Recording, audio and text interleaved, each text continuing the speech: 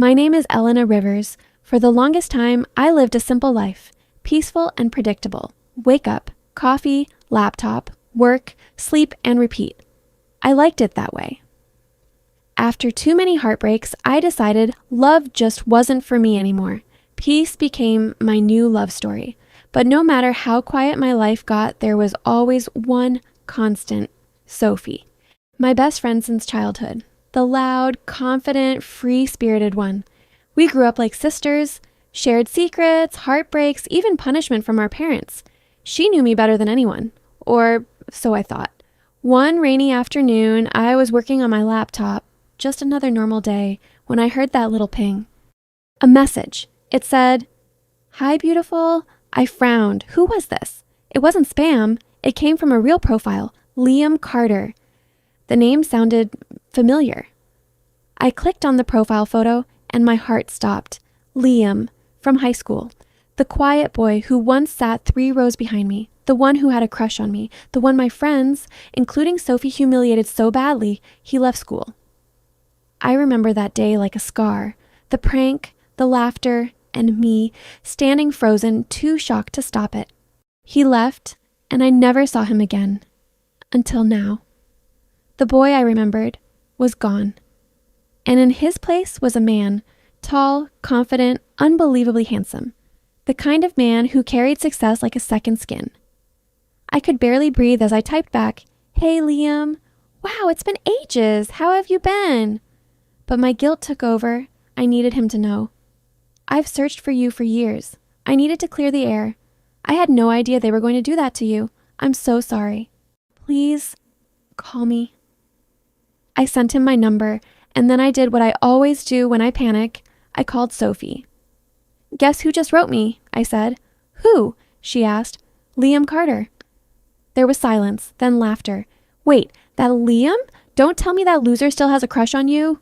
Her words hit like a slap. "Sophie, that's not a nice thing to say." "Oh, come on, Elena. You don't owe that guy anything. The past is the past." But I did owe him, because that day, his pain came from my silence. Days later, we met at a cafe. When Liam walked in, I barely recognized him. Sharp suit, confident smile, every step he took screamed success. "Elena Rivers," he said warmly. "Liam Carter," I breathed. "You've changed." We talked for hours. He told me about his tech company, his travels, his life. He'd built an empire, but his voice still carried the same gentle soul I remembered. And when I apologized, he smiled. "Apology accepted," he said softly. And in that moment, it felt like forgiveness had set me free. That night, I called Sophie again.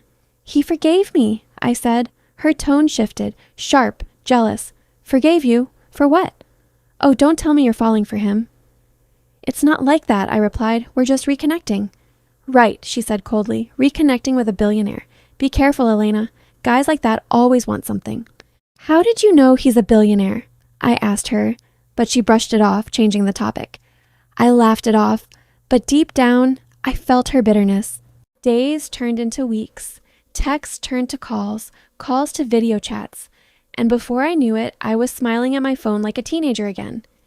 He made me laugh. He asked about my dreams. He remembered things I'd forgotten about myself. Then one night he said, "Elena, have dinner with me." I said yes. The rooftop view was breathtaking. Candles flickered against the skyline. He smiled and said, "I wanted tonight to feel special, to rewrite how our story ended." And all I could think was, maybe this time it won't end.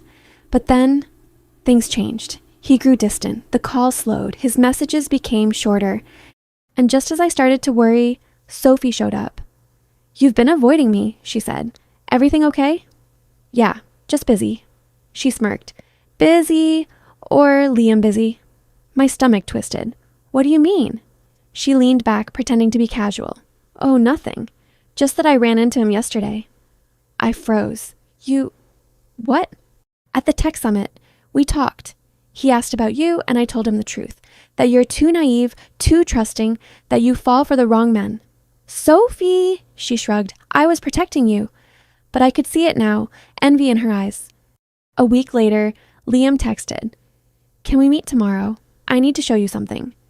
When I arrived at his office, I felt nervous. He looked serious, calm, almost unreadable. Liam, what's going on? He smiled gently. Just trust me, okay? He pressed a button to hide me, and then a minute later, Sophie walked in. Sophie? I murmured. Liam's voice was quiet but firm. You told me some things about Elena, about her intentions. I want to hear them again. Sophie's face stayed calm. I only told you the truth. She's been with men for money. She's pretending to like you because you're rich. I've always been the one who cared for you, even in high school. Liam nodded slowly. Interesting, because I wanted to make sure you were being honest in front of her. He pressed another button, and there I was, stepping out in shock. Sophie's face turned white. Liam, what is this? This, he said calmly, is the truth. I needed to see who you really were. Her voice trembled. I didn't want to lose her. She always gets everything. The love, the attention. Enough, Liam said softly. You lost her the moment you chose jealousy over friendship. She turned and ran out crying. The room went silent again. I turned to him, tears blurring my vision. You set that up? I had to know the truth, he said gently, and now I do. He reached out, took my hand. You've always been real, Elena. That's why I reached out in the first place. I cried, not from sadness, but from relief. Weeks later, Sophie left the city. She tried to call. I never answered. Some betrayals don't need confrontation. They just fade. Liam and I found something new, something honest. One evening, back on that same rooftop, he looked at me and smiled. You know, when I wrote that love letter years ago, I thought it was the biggest mistake of my life. And now, I asked, now, I think it was destiny. Just delayed. I laughed, wiping a tear. You're still the same hopeless romantic. He leaned closer. And you're still the reason I believe in second chances. When he kissed me, it wasn't fireworks. It was peace. The kind of peace you find when life finally comes full circle. People say time changes everything, but it's not time. It's truth. Forgiveness isn't weakness. It's freedom. And love, real love, always finds its way back. If you've enjoyed my story, please give this video a thumbs up. Tell me in the comments, do you think I did the right thing by letting go of my friendship with Sophie? Or would you have handled it differently? I'd really love to know your thoughts. I'll be reading your comments, and please don't forget to subscribe for more heartfelt stories like this one. Thank you for listening to mine.